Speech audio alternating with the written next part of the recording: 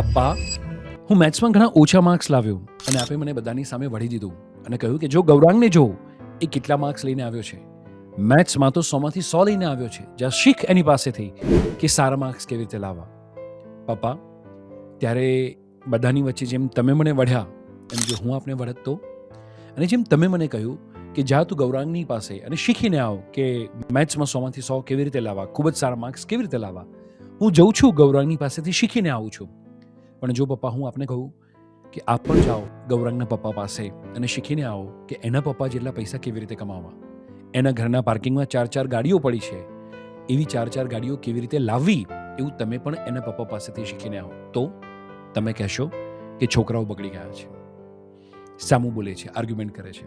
પણ પપ્પા, મેં જે તમારું કમ્પેરિઝન એમના પપ્પા સાથે કર્યું અને જેમ તમને ન ગમ્યું એમ જ્યારે તમે વારે વારે મારું કમ્પેરિઝન ગૌરાંગ સાથે, રોની સાથે, રોનક સાથે કર્યા કરો છો, એ મને પણ નથી ગમતું. જેમ તમારી પણ કોઈક લિમિટેશન હોઈ શકે એવી કોઈક મારી પણ લિમિટેશન હોઈ શકે. મને ક્યારથી કમ્પેર કરવાનું બંધ કરશો. અને મમ્મી, કાલ સાંજની જ વાત છે ને કે તારા જ્યારે હાથના પાઉંભાજી બનેલા હતા અને એ પાઉંભાજી ખાતા ખાતા પપ્પાએ ખાલી એટલું કહ્યું કે તારા પાઉંભાજી તો ઠીક, પણ દક્ષા આંટીના હાથના પાઉંભાજી બહુ જબરજસ્ત હોય છે. ત્યારે તું કેટલો ગુસ્સો કરી હતી, કેટલી ચિડાઈ હતી, અને ગુસ્સામાં આવીને કીધું તો પછી પરણવું તું ને એ દક્ષાની જોડે. એ ગુસ્સાની અંદર એ પાઉંભાજી માટે તારો ખાલી 1 કલાકનો મહેનત હતી, 2 કલાકની મહેનત હતી. એમાં પણ જો તારું જ્યારે કમ્પેરિઝન દક્ષા આંટી સાથે થયું અને જ્યારે તને એ સરખામણી ન ગમી, તો હે મામા, તું જરા એટલો તો વિચાર કરી જો કે આ 55% માર્ક્સ લાવવા માટે મારી આખા વર્ષની મહેનત હતી. અને જ્યારે આ મહેનતને અંતે તું મારું કમ્પેરિઝન ગૌરાંગ સાથે કરે ત્યારે મારું કેટલું દિલ દુખ્યું હશે.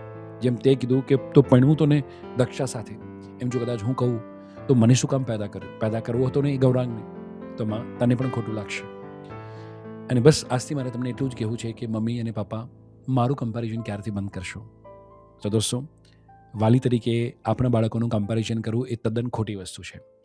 અને આજથી મને તમારી પાસેથી પ્રોમિસ જોઈએ છે કે આજથી તમે તમારા બાળકોનું કમ્પેરિઝન કરવાની જગ્યાએ બાળકની અંદર જે યુનિક એબિલિટી છે, જે પોતાની સાચી ટેલેન્ટ છે, એના ડેવલપમેન્ટ ઉપર આપ ધ્યાન આપશો.